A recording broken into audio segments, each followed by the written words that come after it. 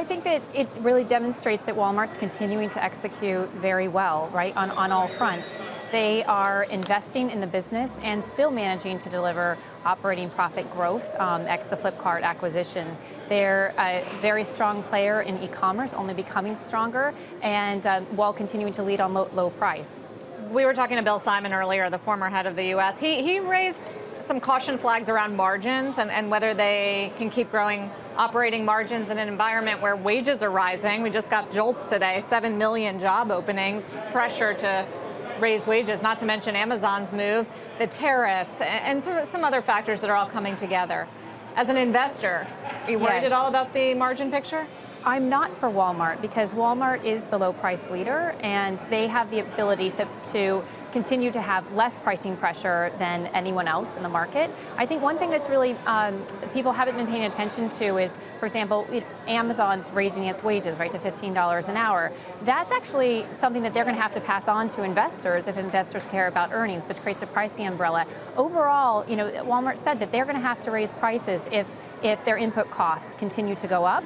And I think what could end up being a surprise on that front is if the whole industry follows, which I think that they would have to, if Walmart has to raise prices, everyone will, you could potentially lead to some leverage of your fixed costs over time if they try to maintain this consistent gross margin.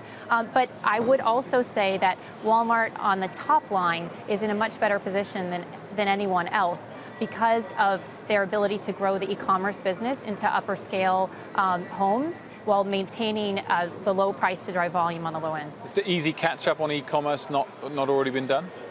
I think Walmart's only getting started. I mean, you saw you've seen the impact of their revamp of the Jet.com website, of Walmart.com recently, and they're only starting to really bring on a significant increase in inventory, have people very familiar with what they're doing. They're dramatically expanding their 2-day delivery and same-day delivery. So I really think that this is only the beginning. What about what they're doing with media, getting into content through joint ventures and investing around production to compete with Amazon Prime and others? Yes. Do you want to see that?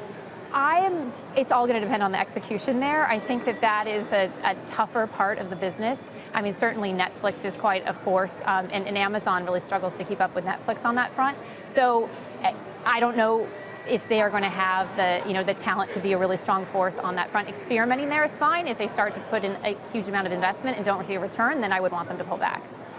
Avery, good to check in with you in defense of Walmart. You own, I assume. Yes.